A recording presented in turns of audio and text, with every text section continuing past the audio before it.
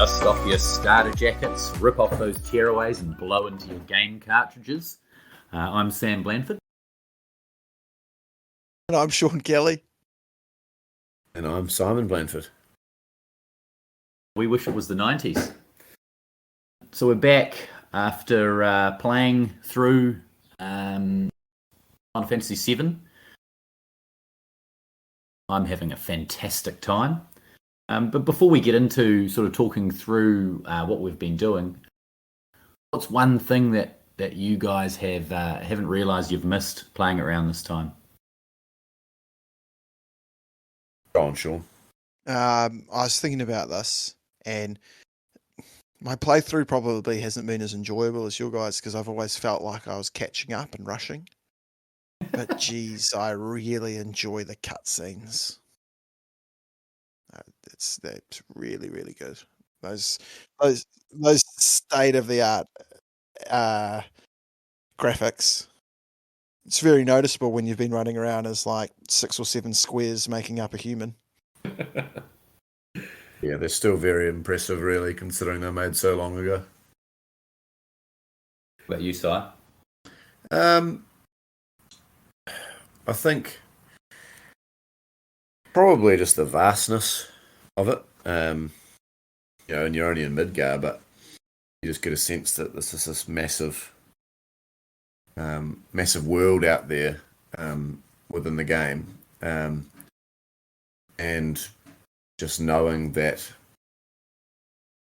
you've never really played anything like it before or since. The vastness and the detail to the world is just quite incredible, really, still. So it's probably it for me. Yeah, those people in Midgar pretty much don't know there's a world out there by the look of them. For me, probably a little bit, I just really like the after the battles, the dances that each character does. Cloud's is definitely my favourite, the swing of the Buster Sword and then slide it down his back. Barrett fist pumping the air, that's just been fantastic for me. Pretty odd to think that you're running out of a reactor because there's a timer on it to blow, but after you kill some random enemies, you take the time to do a little victory dance. Maybe a precursor to Fortnite. Yeah. They had a dance on that. I wonder if you can do if they've got some Final Fantasy. I have no idea how Fortnite works. My kids asked me today in class if I play Fortnite, and I said, no, Fortnite's for little kids. Was this before or after you plugged in the PS4 at 3 o'clock and started playing Final Fantasy? It was after I beat them all at Crash Team Racing.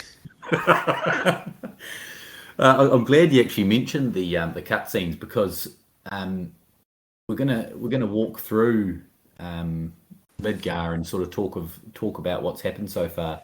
And the first scene was emotional for me, and I just kept thinking back to what the graphics would have been like at the time. I think you see Aeris. If you're selling flowers, and then that train pulls up, and I was just absolutely blown away. Straight into a phenomenal tune as well. Just a bit of urgency coming off that train. Yeah, so I can't remember if you flip off the top or something, but very shortly after you get introduced to Biggs, Jesse, and Wedge, I think it mentions that Biggs is ex-soldier, which Cloud is or was. I don't know if he was ex-soldier or is he just ex-Shinra. I think he was ex-soldier. Was he? Or was he? Or was Zach Fair soldier? Who knows? Wow. Zach Fair's definitely ex-soldier. Might be the only actual ex-soldier in the game. Him and Sephiroth. I think all the hints at this point are that he's ex-soldier. Like just based if you've played it for the first time, I think they keep saying that he used to be in soldier, right? I mean, that's his name for like the first until he introduces himself as Cloud, right? But I'm glad you mentioned that, Sean, because I've got that written down in my notes. It says you can change Cloud's name, and I wrote anyone who doesn't Who changes the name from Cloud as a degenerate? This is the first time I've played with his name as Cloud. So His was name he has either been Sean? Sean or Wheeler. Oh, I just have never ever like any game where you can change names. Like whenever like you caught a new Pokemon, I'd just be like, "What? Who the hell is changing these names?" Agreed. Yeah. I can't agree because I didn't do it. I think we also get Cloud's first heel turn here because he says, "I don't care what your names are." As they go through the, they're obviously on their first job. Cloud doesn't seem like he's really a part of what's going on at the moment. He's just kind of being contracted out, as it were. Then the big man comes along, Aeris. And you can change his name there too. Obviously kept it the same. You didn't change his name to Mr. T. I did You not. may as well have. That's the only voice I hear when he speaks. And I've played the remake. Although I think the remake's voice is modelled on Mr. T. Yeah, I was reading that apparently he's the first black character in Final Fantasy VII, so I guess it would have been a bit much to expect a really multifaceted character, but still, he's ironic that in the first Final Fantasy where the characters are three-dimensional, you've got Barrett, there's not too many dimensions to him. And Cloud continues his heel turn. I'm not here for a lecture. It's not my problem. I think at that point we get Barrett's first turn to the camera and shake of the fist. I love them. Was that in the train, eh? He does it heaps. He does it all the time. He does it in the train. He does it in the elevator. He does it, I don't know, all the time. He's very animated with his hand movements. I think a lot of them are. That's their way of getting across their point. Some without sort of having emotion. Yeah, without them having, you can't hear their voice, obviously. Yeah, I mean, they've only really got eyes in the main format of the game. And you're going through the reactor to blow it up, and you get your first boss battle. How'd you fare against the Scorpion? A good battle. Good easy battle to start off with. I think it's time for my confession. The PS4 download version comes with 2 added modes. One, left joystick. If you press that down, you get 3 times speed. Very useful. You press the right one down, and you get. It's like Cricket 97. Somebody ate their Wheaties mode. So your limits are always filling up. You heal after every blow. What? Your attack gauge fills up straight away, whatever that's called, so that you're constantly doing moves. And suffice it to say, I used it heaps in my catching up. So just for any added context here, Simon and I are both playing on PC. And we can kind of say to our wives that we're doing schoolwork. Sean's decided to go with a PS4, and so he's lagging far behind. Yeah, there's 2 TVs in my house, in Charlotte's parents, my wife's house, and one's the living room one that gets occupied every night, and the other one's in their bedroom. So I've actually last week I moved the PlayStation around to my sister-in-law's. And I think it's like a 4 or 5 bedroom house. She's like, "Will this bedroom do?" It's the smallest in the house. So I got a little TV monitor. I think it's an old computer monitor that I pinched from the computer room at school. It sits on a very old brown leather chair, and I sit on a little single bed. And So it's basically just like when we played Final Fantasy in the 90s. It's 100% like that. And then I get text from my wife saying, "Okay, that's enough. Come home now." But now that's the last week of school, I've taken my PlayStation to school for when we do free time. And yeah, it's fair to say I stayed quite late at work today to get some work done. Oh, it's great. But going back to that mode, who's playing on that mode? Yeah, like now that I'm out of Midgar and I've somewhat caught up, I turned it off. But What's the I point? also, well, I tell you, yeah, and when you're doing your leveling up grinding, and as we know, there are certain places in the game that are better for it than others, that if you've only just finished Midgar you haven't encountered yet, that would be great. Or for like learning enemy skills without fear, or stealing from certain people. It would just make those little grindy parts way easier. But you know, like who wants to beat the ruby weapon with Superman mode? Oh, exactly. Yeah, it's not the game, right? 3 times speed's great. Although I do feel like I may have missed some yarns from just like clicking through too fast. You can do that, and you can do that not on 3 times speed as well, though. Just yeah, clicking way too fast. So that's my confession, and I'm sorry. I tell you what, though, 3 times speed makes Tifa's limit break impossible.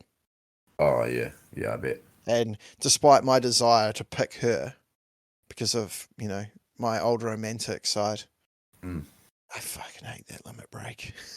Yeah, it sucks. She was your first pick too. Yeah. Once you've played the remake, you'll know. After the bomb gets planted, you beat the Scorpion, and you get out. Cloud this is the first time he asks for his money. And Barrett doesn't want to give it to him.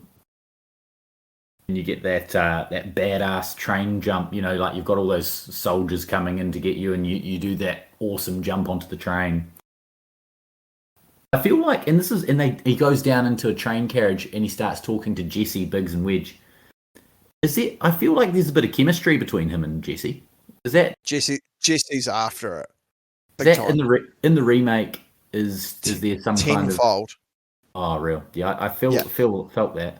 Jesse, Biggs, and Wedge get way more play in the remake as well. Like, there's a whole side mission where it's really cool. You go to the Shinra residential level of the plate for where Shinra employees live. And it's quite interesting. You go to Jesse's house because you got to steal her old man's Shinra pass or whatever. And, you know, that instantly adds depth to Jesse because she's in like a militant rebel terrorist group working against her father's business. And she doesn't have bad blood towards her father. She just sees the world differently. Jesse's real likable in the remake. She's fleshed out heaps. So are Biggs and Wedge. But Wedge, unfortunately, has a really whiny, annoying voice and is a bit of a whiny character. He's supposed to be the comic relief, I think. Classic fat guy. His voice is Badger from Breaking Bad. Really? Yeah. Well, there you go. And Biggs gets a bit as well. Like they all get a lot more time, and it makes you feel things a little bit more for them. Although, yeah, there's a lot to be said about the remake and them and what happens there and potential changes and stuff like that. Looking forward to that when I do play the remake. We get more asking Barrett for money. I just want to know who's bankrolling Avalanche at this point. Yeah, surely it's not that bar. Definitely not that bar. Get to that bar soon, because they get off the train and head to it. I'll tell you what. In the original, Avalanche is just the group of people you meet, right?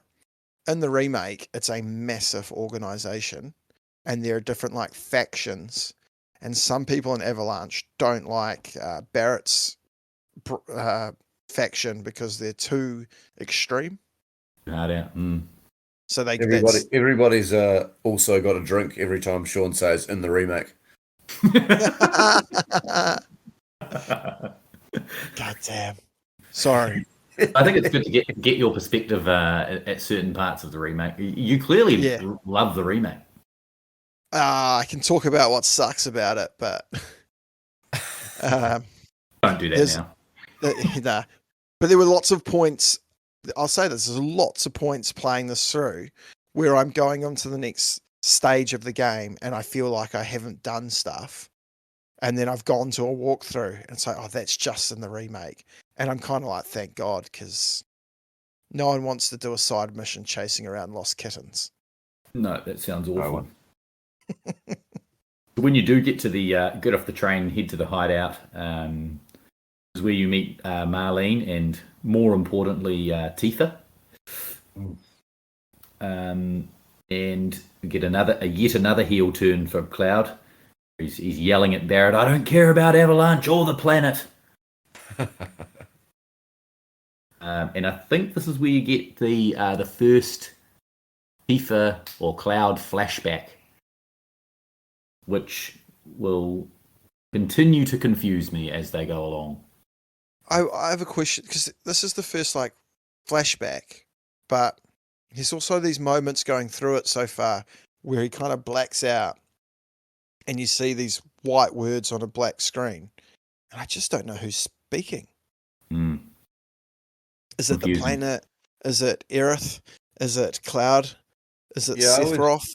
I got a weird Harry Potter Voldemort vibe between Cloud and Sephiroth. That would align nicely with the remake. Well, I thought as much. No, I think, that's the vibe I got. That I had that written down. That makes sense. That does make sense. A Cloud, Sephiroth, Harry Potter, Voldemort type vibe there. But having played quite a bit through, it's still not really that much clearer to me, because I'm an idiot. But it's them when they're younger, and it really kicks off their romantic side of their story, I guess. It's got then tight ass Barrett finally pays up.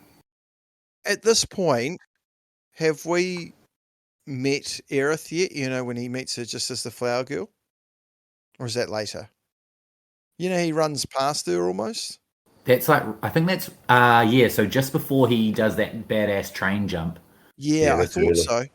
You can buy flowers for 5 gil or something. Yep. Yeah, I accidentally mugged her off and didn't get the flowers, and I was gutted. Oh no. Nah, so I'm definitely playing down my relationship with Aeris and Tifa. My walkthrough always suggests to get your points up with Barrett for the gold source of bromance. Yes, I've heard that. I'm just staying well away from Tifa and Aeris. I can't deal with that triangle right Same. Aerith. She'll continue to be Aeris. And I'll continue to interrupt you. And I think they're about to, Cloud's like, "Oh no, you can pay me this amount and I'll do another job for you." I think Tifa talks him into it. And at that point we get, I think, so Marlene is said to be, at this point, Barrett and Tifa's, well, not Barrett and Tifa, but Barrett's daughter. Yes. And that doesn't really align with what I'm seeing, but Marlene is suddenly left in charge of the bar. She looks like she's about 5. Well, so I've got an over-under. Have you got over-under 5.5? What do you guess? Oh, I'd probably say 6. I'm going under. Under, she's 4. Yes! Oh. What an intellect. What an intellect to be able to look after a bar like that. Just neglectful parenting by Barrett there. I'm going to go blow up a reactor. I might die. Here's the keys to the bar. Kick them out when they've had too many. He does give that great speech about how he really loves her and he'd do anything for her, but, you know, he's also dedicated to the planet. But at that point, you think she is actually his daughter. Is she not? She not? Spoiler alert. And then that's where you go on that, and then you go in the train and you're like jumping from carriage to carriage. You're going to get caught by various Shinra grunts. Yeah. And you go down, like you go through and you get to this tunnel, and you're going through a series of ladders, I guess. I think it's like, are you reactor 5 or reactor 4 or something they're going to blow up? 5, I think. At this point, I wrote in my notes, I'm not enjoying leveling up your characters. Ha! Because I obviously want Cloud. I want Cloud to be. I want to grind and have Cloud at a high level. But I was not enjoying just leveling Barrett and Tifa up. It's fantastic. And you get a Cloud flashback just as you're going into the reactor again. And that's where I think what you referenced before, Simon, where the words came on screen. And it's I think it's to do with Tifa's dad being killed by Sephiroth or injured by Sephiroth. Oh, yep. Yep. No, I think he does kill him. He does, definitely kills him. After the big, that happens after Midgar, you find out about that. Yeah. That's a very minor spoiler, but yeah. That's the first, you find out about that in the first Nibelheim. Yeah, it's fairly early on after Midgar. It's pretty much the first thing after Midgar. I know, because I'm there. There's that, and I spent way too long on this, but there's this bit where you're coming out and you're going through all these various doors, and you all have to press buttons at the same time. Oh yeah, and like they do, and like because it's such bad graphics, they have to have like this exaggerated like arm movement, like going up and down to like press these buttons at the same time. It's a 2-hand push it's 6 buttons they're pushing. Oh, it almost doubled my game time at that point. I was battling. And then we run into President Shinra, who, as we will soon find out, his reign is very short-lived. And you do get the feeling he has been running the ship for a long time, though. Yeah, he doesn't seem like a newbie. No. Strange looking man. And then you get your second boss, the that airbuster, like like it's like a big robot or something, and you get to attack it from both sides. Mm. And this is where Cloud's like hanging on for dear life, and just kind of he's like happy to fall, pretty much. Does he think he's gonna die? No, like, because he literally landed in one of the very few places all over the slums he could survive. I cannot believe it. It's not the first time this is going to happen in Midgar. How someone survives a fall like that? Perhaps it was the will of the planet. Oh, exactly. No, there are some miraculous survival of falls. Absolutely. I've come to expect people surviving big falls after seeing several Marvel movies. Watching people land on their knees and from like 100 meters and walk off. Shit. And when you meet Aeris, she asks you if you've met before, but she asks you for it to be a bodyguard for a date. Like the chemistry is just humming at that point. Yeah, I find her a bit annoying. Oh, see, no, I'm more of the Aeris side. She is annoying, but I'm more of the Aeris side than the Tifa side. Yeah. Maybe I'd be more interested if you called her Aerith. I think if I met them both, I think I'd go more for Tifa than Aeris. I don't know why. A bit more chill. And then we meet our first Turk. Who are the Turks exactly, do we think? I think they explain it. They're like Cloud explains it. They're like a faction or a part of Shinra that does the dirty jobs. Yeah, I think they're associated with Shinra in some way. But yeah, just one of the many click-through dialogues that I They're like they're Shinra. They're higher ranked than your standard officers, and they're a group that they do the dirty work, you know. are the ink of Shinra Inc. And then you go up into the rafters and have to you're trying to save Aeris by pushing these barrels down below. I don't know about you, but I sucked at that. Oh, I was terrible at that. I walk through it. got to the point where I was just fighting every single person, and I just It pretty doesn't much really told Aeris to matter, run. does it? It doesn't make a difference. Or maybe it might get you some Aerith points, maybe. But it doesn't make a difference. So in the end, you save Aeris, and you get to her house, which I cannot. It befuddles me. It's a mansion. There's a waterfall. Oh, yeah. I've just left a place where there's a bloke who's half passed out, dead, living in a pipe. Oh, yeah. And she's living in this 2-story mansion. There's blimmin' flower gardens and a waterfall. Tyrion knocking about in the garden. Yeah, it's it didn't really. Do you think that place was always mint, or do you reckon Aerith growing up there and her connection to the planet is what helped it grow that way? I think there's probably a little from column A, a little from column B, but the fact that it hasn't been ransacked several times by hungry serfs is very hard to believe. Well, it also makes the point of saying Shinra pop around all the time, but they decided to leave her there until Hojo wanted her, basically. Yeah, that's what I was wondering. They all Reno seems to know her really well, and it's referenced. It's implied that the Turks have been there quite a lot, so maybe they're almost keeping an eye on her to make sure she's all right.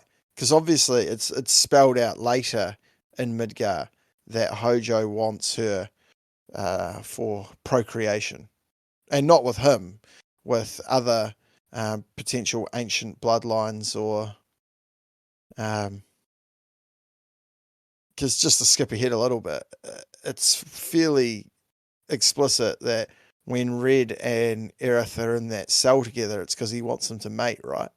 I think so. Very weird. Oh, I did not pick that up. That went over my head. That's what I took out of it. We're talking about Red 11, the dog. I think you'll find it's 13. Nanaki. Hey, spoilers. Oh, and we this is where this is the first sort of hints at this love triangle, because Cloud mentions Tifa to Aeris. Oh, there's heaps and she's of that, like, "Is Tifa a girlfriend?" Yeah, it's painful. I hate the triangle. I thought you would love it as a romantic, Sean. But they're also childish.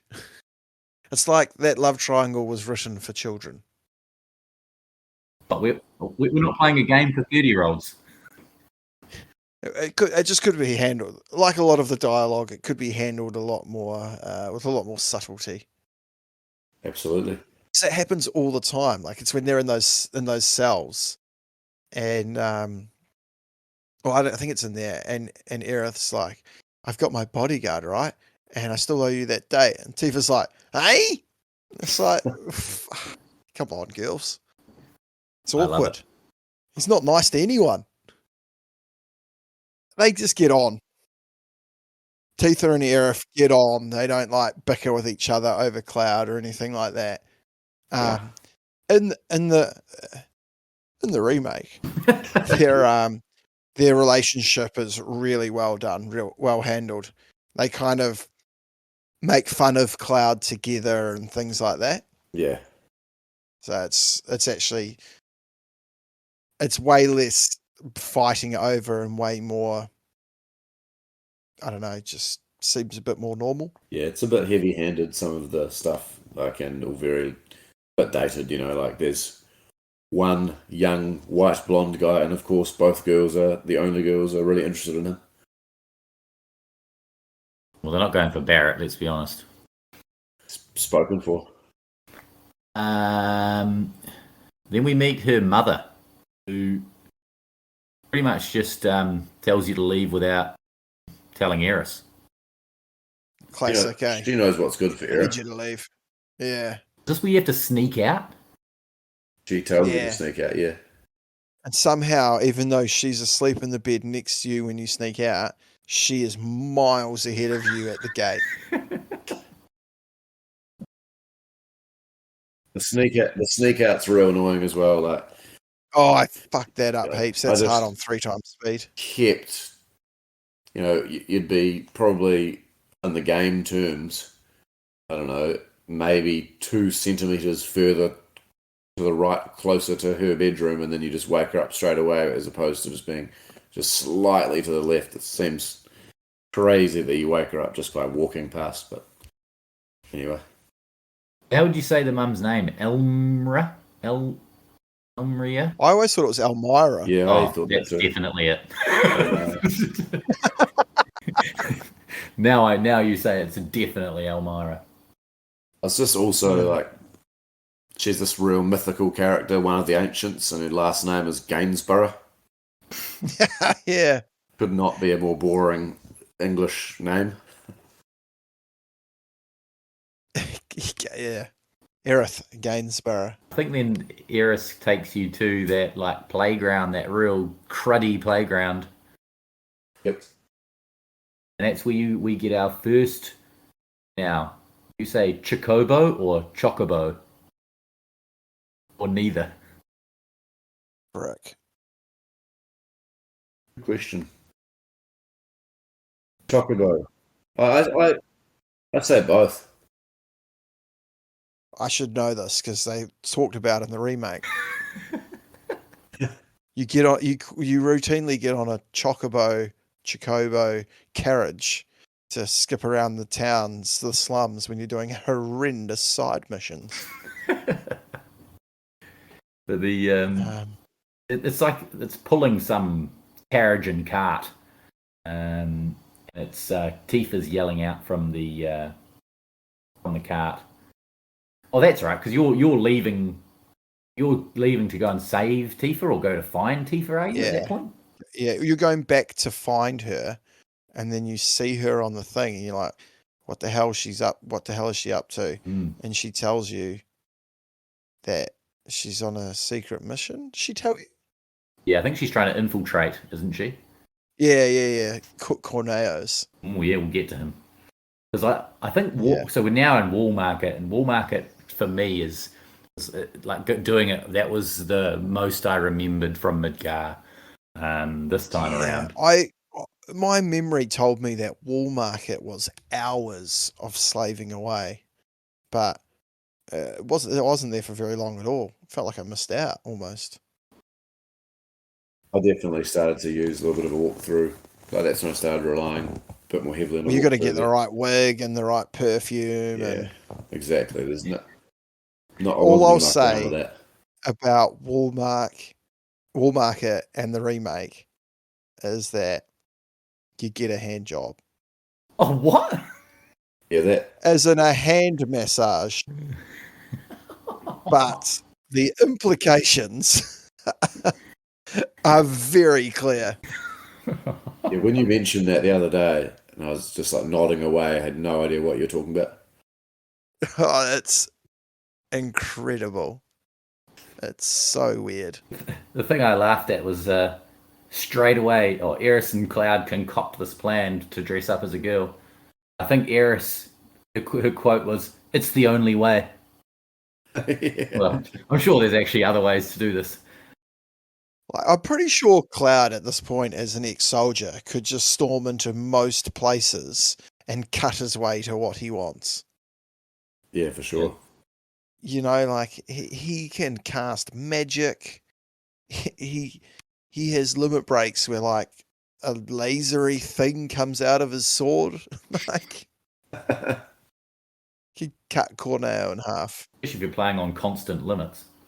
Oh, let's not talk about it. And this is where me playing on Steam, I didn't quite look at the controls fully, and having to do those squats with the big bro. Ha! I didn't know what one of the buttons was, so Cloud just constantly like scratched his head, and I got zero squats. Ha! I got the dud wig and the dud dress, I think. I think at that point you can get like a real nice dress and a real nice wig if you really try. And then Yeah, I did, and it basically had no benefits at all. Nah. Yeah, I don't know what the benefits were either. I think the only thing that happens is when Don picks one of you three. If you pick if you were able to get the really nice dress and a nice wig, he picks Cloud. Yeah. But for my one, Yes. he picked Tifa because I looked like a scrub. For mine, he picked Aeris. Yeah, definitely picked. So I don't know what I did differently. Definitely picked one of the two, but I can't remember which. Just an interesting remake side note. There's weird stuff you do earlier in the game when you talk to Tifa, and then she gets a different dress based on what you tell her to wear out on a date. Oh. And so she's got 3 different dresses in the remake. They're all fairly inappropriate, to be honest. Sounds very inappropriate overall, the remake. So Tifa and is it Aeris? Oh, Tifa's down in the dungeons, and you get some very awkward banter between them.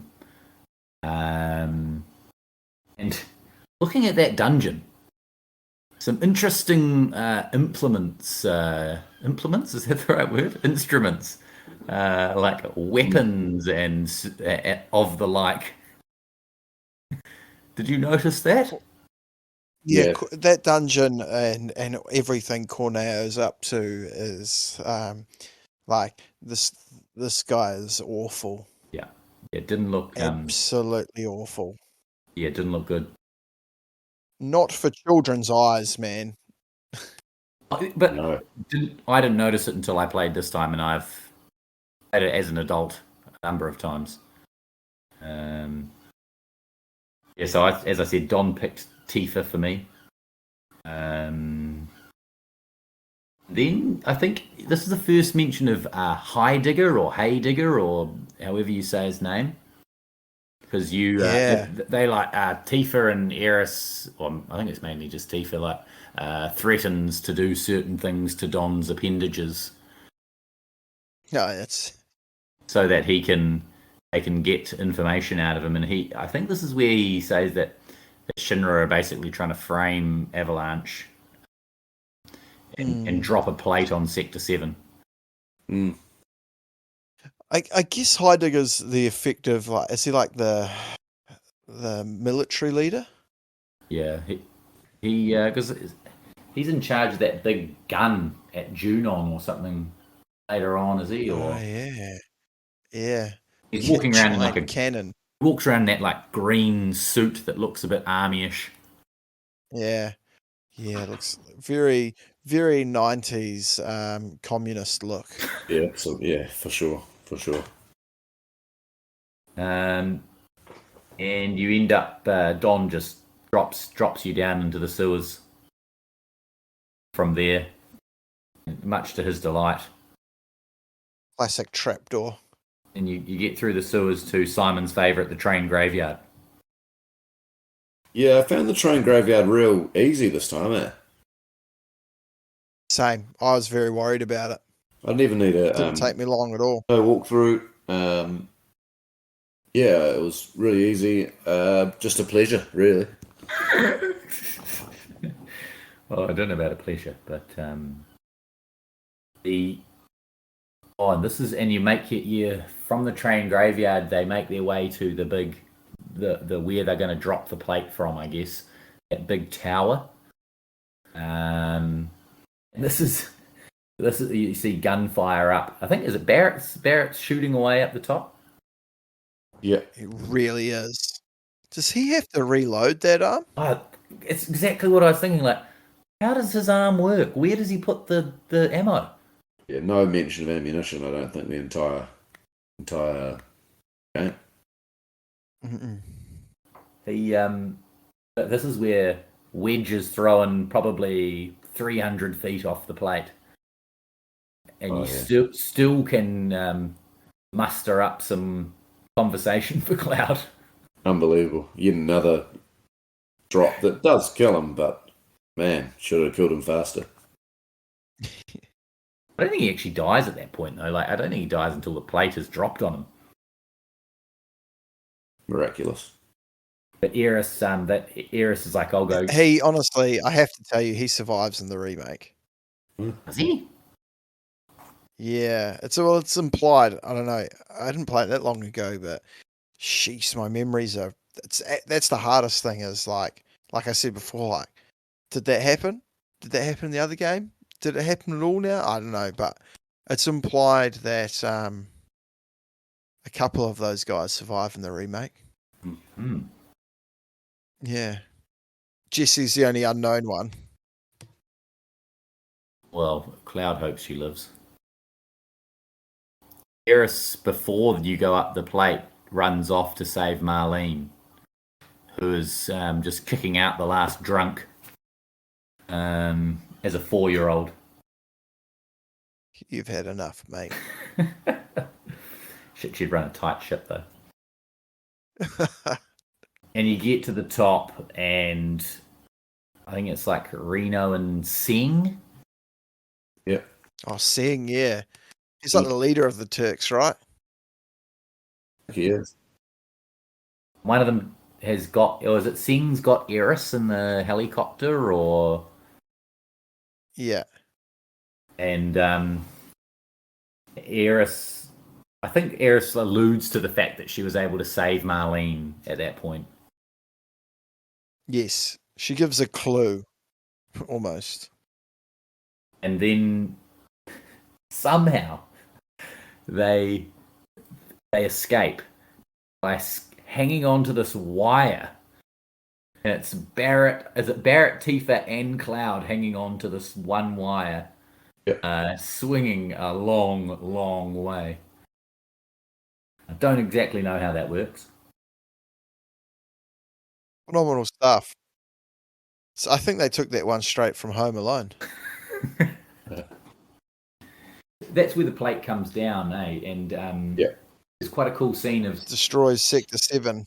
There's quite a cool scene of someone looking out, like watching it on their TV in the slums, and out the window you can see the plate coming to kill them, basically. Yeah. It's quite haunting, really. Barrett's very unhappy, obviously. Screams Marlene, Biggs, Jesse. I just put here, I think he's pretty stoked he just doesn't have to pay Biggs and Jesse and Wedge now. He's so attached to them, like compared to the other characters. He's all about those guys.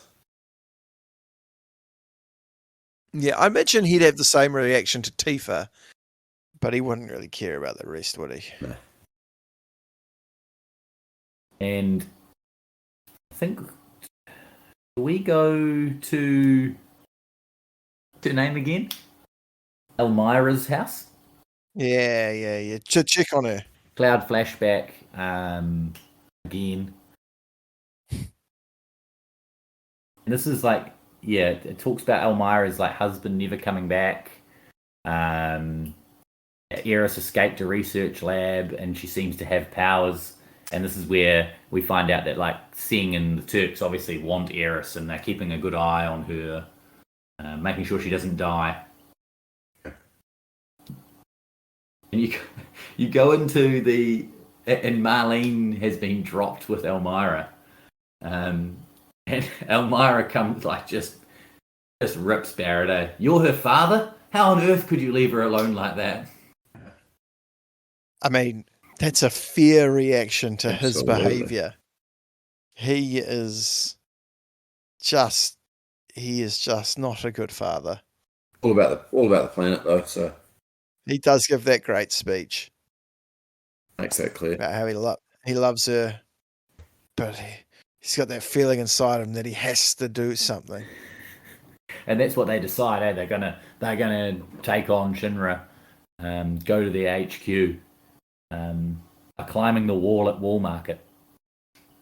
I definitely had to use a walkthrough for that.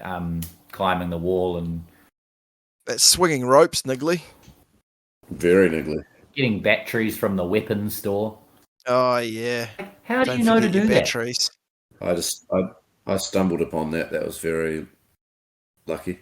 Oh, so you didn't walk through for the batteries? I mean, I was definitely using walkthrough intermittently, but that was one part I just happened to stumble upon. And Interesting. just got lucky. Once you climb up, I'd be interested to know whether you decided to bust in or sneak into the headquarters. Definitely busted in. I also busted in. Yeah, I remember sneaking in one point, and it was just like stairwell after stairwell. Yeah, I couldn't remember, but I did have a reference point from the remake where you have to sneak in, and that took ages. So I was like, let's get this over with. Yeah, I was itching for a fight with those Shinra Inc. bastards. I was well aware that I had several floors to fight battles on, so I couldn't be bothered with any extra ones down the bottom. Busting in though, good for grinding. Way more. Exactly. Fight on the other way. And then, like, you go, like, going through the HQ, you go through various mini puzzles. Well, there's a lot of walkthroughing going on in the Shinra HQ for me. Yeah, sometimes it's almost so I could work this out, but I know I'm so close to something far more interesting. I'd rather just get this over with. So I think there were 3 that I counted, but there's the bookcase one. That was a dogger. There's the sneaking from like pillar to pillar. Oh, that's a good one. That's a calling. Good one. I found that really hard. The second part of it, when the guards are running, took me a while to work out. They had to be quite far away from me. This is the one thing I nailed first time. Did it. Oh, that took me ages. Son of a bitch. And then there's like that coupon doors art. Oh, you only get 3 doors to open. Yeah, I did use a walkthrough, and then I just was like, oh, I'm not even going to bother, because you can do it so that you get all the prizes. And I was like, oh no, I'm not going to bother with that. I'm ready to keep going. Sean must be catching up to me by now. That bookcase one sucks though. Yeah, that was. I got that first go away. That was the shortest one for me. Oh, did you walk through that? Straight to some British guy on YouTube. I read some of the walkthrough and it's like I don't really get it. And it was something about whatever number book it is, that letter in the title of the book spells out one of the passwords. And I did 2, and the letters were M and K, and I was like, it must be Mako. Off I go. Yeah, nice. Boom, Mako. You have to like find the book that is in the wrong section, or like the wrong category that's in the wrong area or something. Yeah, we definitely did it the hard way when we played it as kids, Sam. I feel like, but far too time poor to work it out. So I just got some British guy on YouTube to tell me. Perhaps a descendant of the great Gainsboroughs. Great family. I mean, just for that one, for that one in particular, though, you just get a better materia, don't you? Like, we would have just got a shit materia because we would have got it wrong. Yeah, that's probably right. I don't remember exactly what it was, but yeah, I was worried that it was gonna be this really impactful miss if I didn't get it right and didn't get the best one. Did you guys see the part where Cloud finds some sort of megaphone, and he's like, "What would be the point in taking that?" and leaves it? Yeah, it's in a locker, eh? Yeah, you got to go back for that later. That's a real decent I'm guessing it's for, I can't remember, but I'm guessing it's for Kate Sith because his weapon's a megaphone, isn't it? Yeah. Yeah, I think it's the ultimate, Kate Sith's ultimate weapon. Yeah. So that's disappointing. Having to go back to the Shinra building. Yeah, you do that later, like way later, I think. Yeah. Well, he's way later. It's way later. Whatever that thing is. On the 66th floor, I ran into a woman. Showing this was where Final Fantasy showed it's aged a little bit. I'm sick of carrying all these files, but as a secretary, I get to meet a lot of guys. Yeah. I was like, oh shit, I got to write that down. To be fair, there's at least one woman on the Shinra board. There is. Scarlet. Scarlet, she's a ruthless piece of work. Yeah. She loves a red dress. Scarlet, one of them's in like a relationship. I remember at one point the Turks are like talking about their love interests, which one they like the best. Yeah, you're not going to believe this, that Scarlet's also skimpily dressed like the other two main female characters. Yes, a very low cut red dress. Oh dear. Yeah. But you have to climb up on the toilet and go through spy. Go through the vent and listen to the board meeting. I'll straight walk through that too. And a couple of new characters. They say like they're not rebuilding Sector 7. They're going to hike taxes. This President Shinra is there at this point, and then you meet. What were you going to say, Sean? So you tell me who you meet, because I can't remember who it is. Well, I think Scarlet's there, and Hojo. Yeah, she's there. Hojo's there. But Hojo's there. my favourite, the bumbling fool Palmer. Palmer, who loves the space program. He does the space. There's someone else there, and he's like, he can't believe that they're not going to rebuild the sector. Yeah, is one of them like in charge of? He might be in charge of like housing or something slightly people orientated, and he's the only one who seems to have take issue with what's going on. Surely he was killed later. So that's nice to see someone high up at Shinra has a conscience. Although I think you might have missed this. You also meet the mayor. Oh, and he's sitting in his little office. Yeah, right. yeah. And he's like, I don't know what I'm doing here. Yeah, I'm just a pawn or whatever. Yeah. Isn't the mayor? The mayor is the guy that is part of the book thing. Yep. Yeah.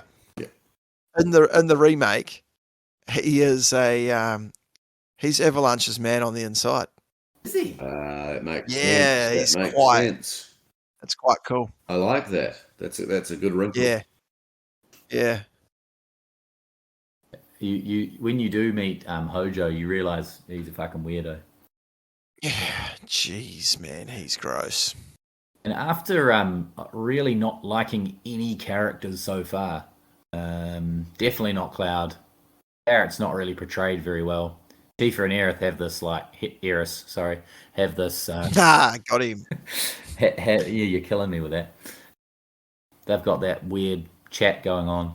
You run into the coolest character, Red 11. When you say Red 11, it just sounds like a Star Wars reference, which makes sense because Biggs and Wedge are part of the Red Squadron.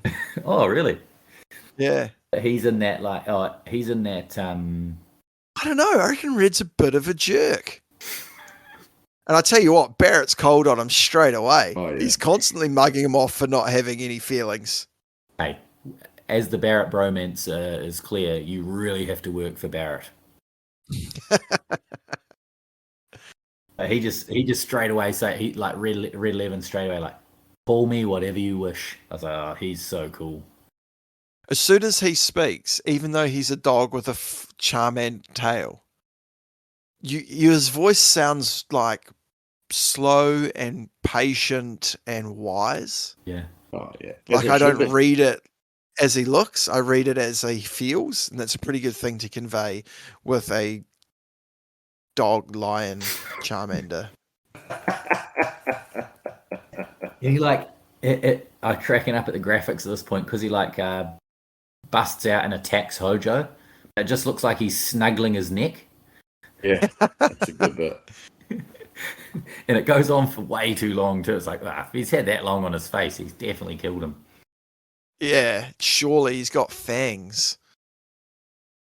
And he says something else real cool. An informed question, but difficult to answer. I am what you see. This guy's great and mysterious. Sounds like Plato. And then you get ambushed in the elevator by Seng and Rude, and then they take you to the president. You find out that they've got Aeris yet again. Needless to say, Barrett is pissed. He's real chafed. Just oh no, that comes a bit later. We'll get to that. And you get dragged away and put in those like random sleep rooms. Yeah. Right next to Aerith. Like, where is she? She's somewhere where we can keep an eye on her or something like that. It's like, she's just in the cells. You put us in the cells. She's next door. I can see because it's a bird's eye view. And there's more Aeris and Tifa tension. Can they hear each other over the wall? Or something? They talk through the walls because that's when Aerith's like, and I still owe you that date or something. And Tifa's like, hey, what? Jeez. All right. I'm here for it. I'm here for the Aeris Tifa relationship, even if you two aren't. No, I like the Aerith teacher, Tifa getting on. I'm there for that. But, I see myself as Cloud, so I'm going to try and set myself up with someone, aren't I? Sean Strife. And then they wake up and everyone's dead. There's like, follow that bloody trail. Oh, and the music changes? Yeah, that's real. That music changes power. Well, we skipped over the part where you see Genova. Yeah. As a child, I was terrified. Yeah, I was terrified when I looked. I mean, scary image, that one. That's to have that image be that scary with that poorer graphics is very impressive. Yeah. Like that plate thing that goes over her head that says Genova and her weird nipple. It's all terrifying. It is really terrifying. I could not agree more. You won't believe this, but Genova is another thing I really don't understand. Yep. My understanding is Genova's like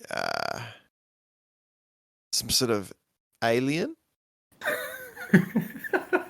that came to the Earth. Maybe as with the comet, the original meteor. Well, I thought it was like created by Hojo or something. I don't know. Nah, Genova's something real that's been that Shinra have fucked with. It's like 2,000 years old or something. Yeah, definitely some experiment for sure. If it's not an alien and it didn't come in the first meteor, which is what I'm thinking at this stage, just based on this playthrough, then my second thought is she's the first ancient, or she's something to do with the ancients. There's got to be that connection, right? Yes. What are they called? The Cetra. Yep. But I think it's to do with, because they talk about a meteor that crashed to Earth thousands of years ago, right? Have they talked about that yet? Oh, that might be when they get to Calm. Apologies, podcast listeners, for that heavy spoiler. Exactly. There's been a few.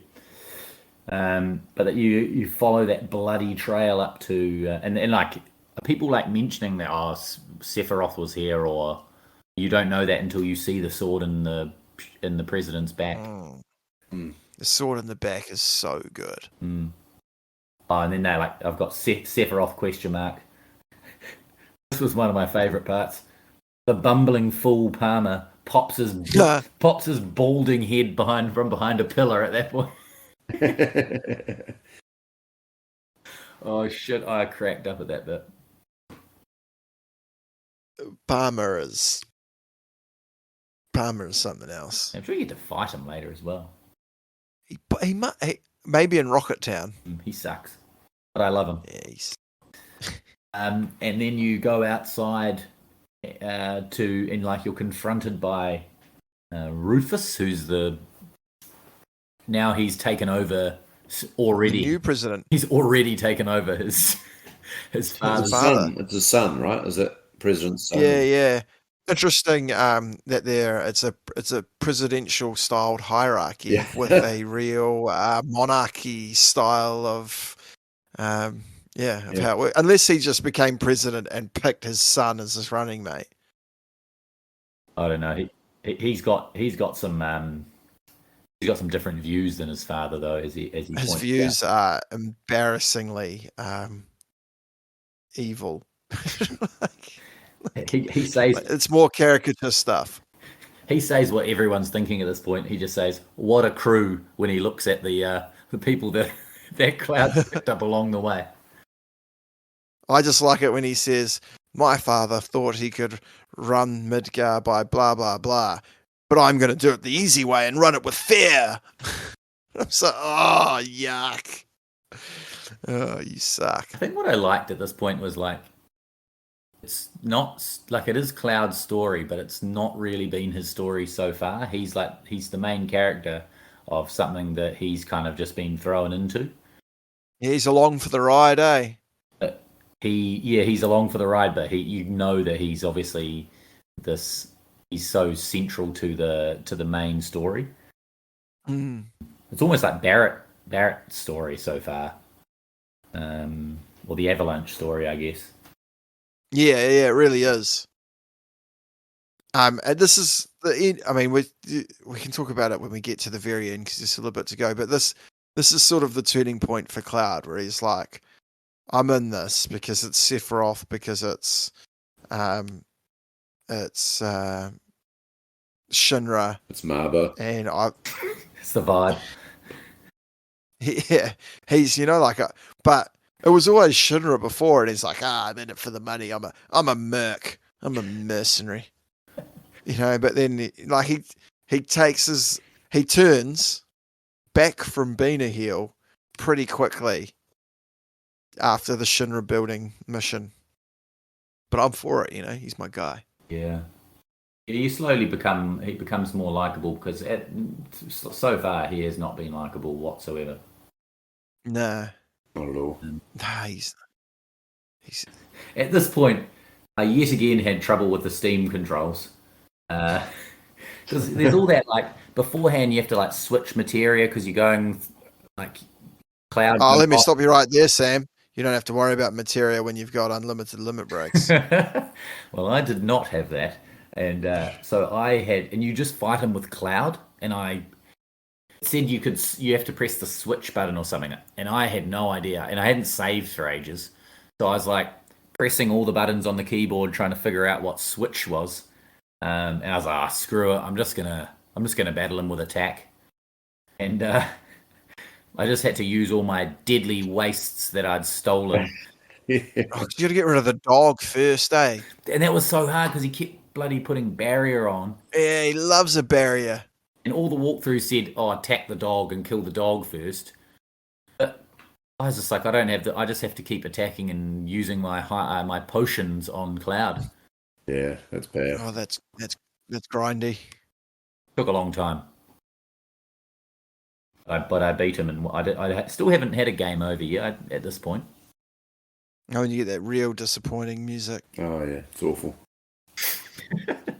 And this is where you go to you get that badass motorbike comes out. There's no I think you can go to a room earlier on and the motorbike's on the wall, right? Did you see the motorbike in a room? Yeah. I didn't, but I'm sure you can. They sort of like foreshadow this escape. In that car that comes from nowhere. That three-wheeler. Yeah. So there's the badass motorbike and that cool mini game where you have to hit them off, hit the Shinra troopers. Swipey boys. I get way too in. The mini games basically mean nothing, and yet I'm just swaying right into them. Like I feel like the game's forever lost if I don't win the mini game, even though it's going to have no bearing on the outcome of the actual game. Quite good how the mini games resurface later. Yes. We can talk about that later. Like, because there's there's Snowboarding. There's like the box. Yeah, snowboarding's the best. Oh, maybe the racing. We'll talk about snowboarding later. That'll be an interesting conversation. The Steam controls came back to bite me very quickly because one of the buttons was attack right, and I didn't know what one it was, so I could only attack left in the very maneuvery. the motorbike game. So I was like just swinging around on this motorbike, only going one way, which meant I had because I got hit quite a bit, so I had very little health. I think that's what the thing is. If they attack you, you have less health when you face that big, that, what do you call it? The big wheels, and it rolls you over. That tank thing. Yeah, that boss. Yeah. Can I just say, that's the biggest difference between this and the rest. There's heaps of differences, but the way that scene ends in the game is in the remake involves a massive battle with some very big name game players, as you can imagine. But the remake actually being a single game that ends there, it'd be weird not to maybe have an appearance from some pretty big deals. Oh, true, because lots of characters you wouldn't have even met now yet. 100%. I'll save it for the remake episode, because it also that whole sequence kind of takes its time to explain how the remake and the original are going to be different from that point forward. Yeah. This last thing, I guess, was they climb down the rope and they go in that weird area just outside Midgar. Oh yeah. Before you get onto the world map, and Barrett, for some reason, thinks he should be the leader of the crew. You left a bloody 4-year-old in charge of a pub. She was serving Play-Doh. He gets told very nicely by the others that Cloud will be much better than you, Barrett. Yeah. It's a good dome. A good dome too, real Simpsons, Stephen King-esque dome. It's great. Yeah. Very good. At that point, you get to change your party if you want to, for no real purpose. I didn't. My party was me, Aerith, and Tifa. And Barrett's comment was, "I'm not surprised that this is how it goes." Something like that. He's so real chafed. A real bad blow for Barrett's pro points. So that's Midgar. Any closing thoughts before we look ahead? No, I want to think about first time that we played it, and just thought, just finishing Midgar felt like a finished game in a way. Like you'd think, oh, that is the end of many games. That might just be the finish of one entire game, and probably about 1/8 or 1/10 of the way through the actual game. Just crazy vast, and unheard of for me, or for us really, who just only pretty much exclusively played sport games since we got a PlayStation. And you knew at this point that it was a 3-disc game, and I remember thinking it must be the end of the first disc. And there's way more. Oh yeah. You pretty much go everywhere before changing discs, right? Don't you? Almost everywhere. Yeah, you go up to the north, somewhere up north. You can. Yeah. You can. I don't think you go into. Yeah, I can't. There's one. Oh yeah, we'll talk about this later. But there is one place, at least, like an actual town, that you can't go to in disc 1, I think. So I'm looking forward to actually picking up the other members of my party, Yuffie and Sid. whereas Simon with Barrett and Red, you get them very early, so you can. The listeners don't know this about you, Simon, but you are the most.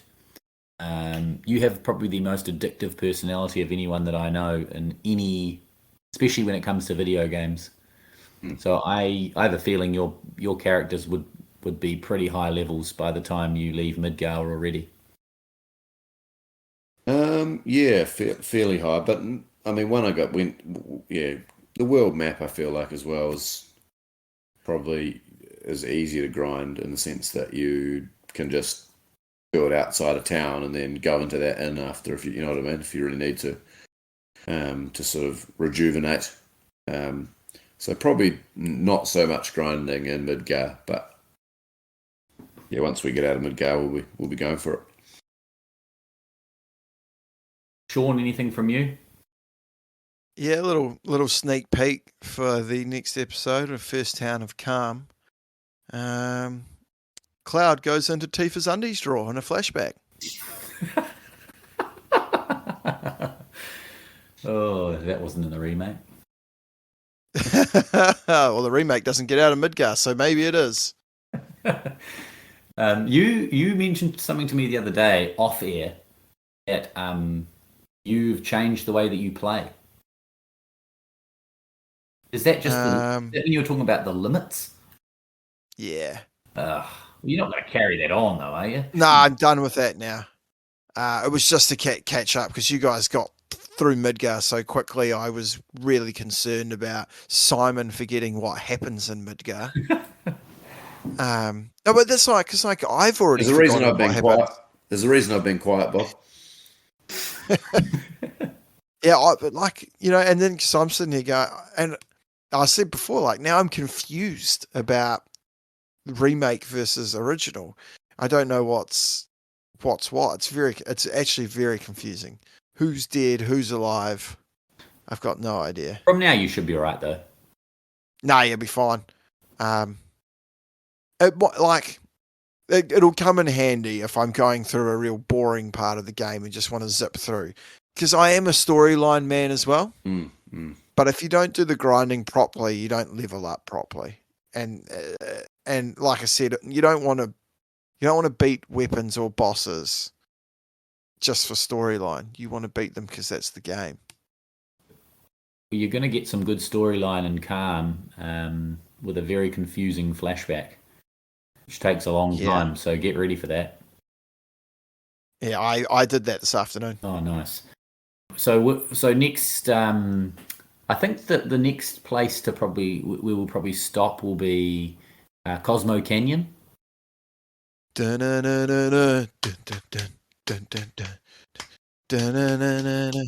do another pod after Cosmo Canyon.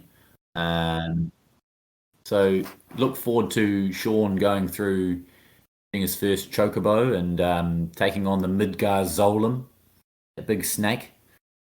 Well, if you get a chocobo or a chocobo, you can get past it pretty easy, right? Yeah, and then you got to let it go. Don't just go through with reckless abandon because.